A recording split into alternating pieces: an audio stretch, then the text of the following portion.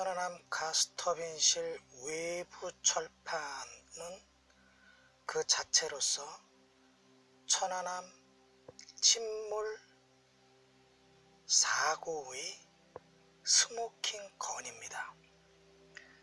천안함이 함수와 함미로 두 동강이 났을 때 그 가운데에 있었던 철판이기 때문입니다. 지금 보이는 이 철판 조각은 한 뼘밖에 안 되는 사진이지만 무려 8m나 되는 거대한 철판 조각입니다. 가스터빈실의 약 80% 면적을 차지하는 아주 큰 파편입니다. 이 파편은 다행히도 해저에서 건져 올려졌으므로 이 파편 자체가 천안함이 두 동강이 난 흔적을 그대로 보유하고 있습니다. 그래서 이 가스터빈 외부 철판을 정밀 조사하면 왜 이것이 천안함에서 가운데가 뚝 떨어져 나갔는지를 알게 되는 것입니다. 그런데 국방부는 이 가스터빈 철판을 몰래 인양하다가 다시 물에 한번 빠뜨리고 그 다음에 인양할 때는 2010년 5월 20일이 천안함 조사 결과 발표일이었는데 그 전날 5월 19일 날에서야 몰래 인양을 했습니다. 그리고 정밀 조사를 하지도 않고 5월 20일 날 천안함 조사 결과를 발표해버립니다. 즉 천안함의 가장 중요한 가스터빈실 외부 철판 이 스모킹건을 조사도 하지 않고 천안함 조사 결과를 발표하는 아주 괴이한 일을 벌이고 만 것입니다. 그 뜻은 천안함의 진실을 밝히지 않았다는 뜻이 됩니다. 즉 조작을 했다는 아주 큰 증거 중에 아주 큰 증거, 정황 증거 중에 하나입니다. 자, 이 가스터빈실 외부 철판에 대해서 앞서서 어느 정도 분석을 해드렸습니다. 그 분석 내용의 중요 내용은 이 가스터빈실은 이렇게 지금 보면 기역자 모양이지만 지금 우리가 보는 이 철판의 바닥이 배 아래쪽이므로 이렇게 뒤집어 놓으면 니은자 모양의 물체가 이곳을 충돌해서 여기까지 쭉 미끄러져 내려온 자국이 선명하게 남아있다고 말씀을 드렸습니다. 이것은 부정될 수가 없는 명백한 증거입니다. 여러분이 보시는 대로 그대로 나타나 있습니다. 자, 그리고 앞서서 확인한 것은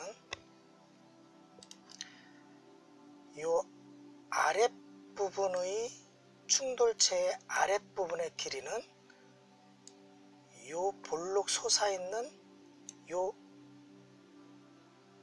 철판의 볼록 솟아있는 부분을 넘어서지 않는 길이라고 말씀을 드렸습니다. 자, 만약에 길이가 더 길었다면 이 볼록 솟아있는 부분도 이 부분처럼 매끄럽게 일자로 쭉 펼쳐질 수밖에 없다고도 설명드렸습니다.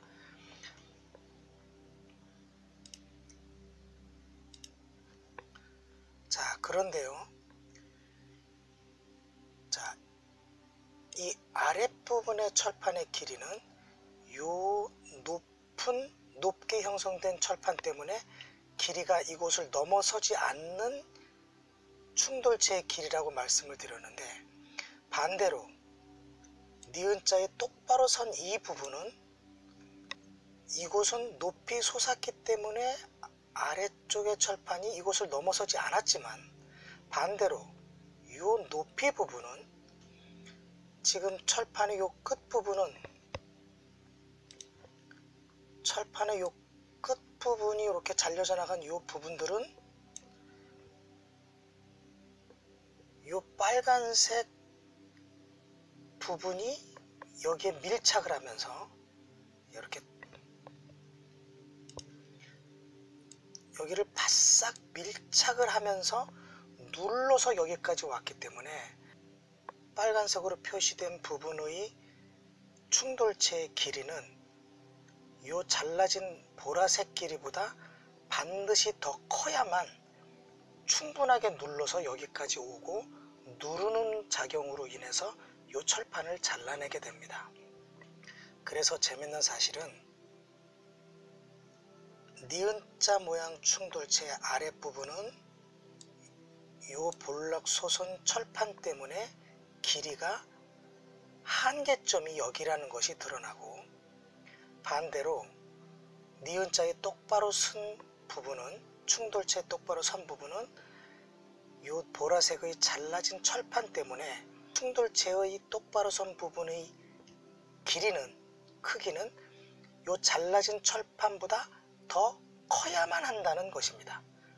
그래서 이쪽은 이 흰색 부분이 볼록 솟은 부분을 넘어서지 않는다는 크기의 한계가 드러나고, 이 반대편은 잘라진 부분보다 더 크다는 것이 드러나게 됩니다.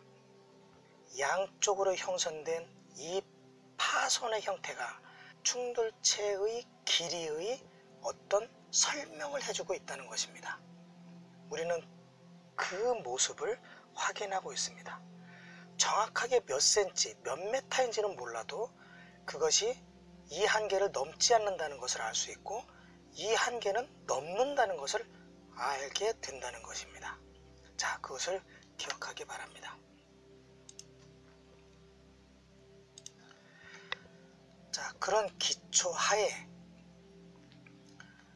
제가 앞서 설명드렸듯이 이 가스터빈실 외부 철판의 다른 사진들에서는 발견할 수 없는 두 가지가 있다고 했습니다. 바로 이 부분과 이 부분이라고 말씀을 드렸습니다. 그러면 이 두 부분이 과연 어떤 특별한 내용을 설명해 주는지 알아보겠습니다. 먼저 이 부분이 무슨 이야기를 하는지를 먼저 알아보겠습니다.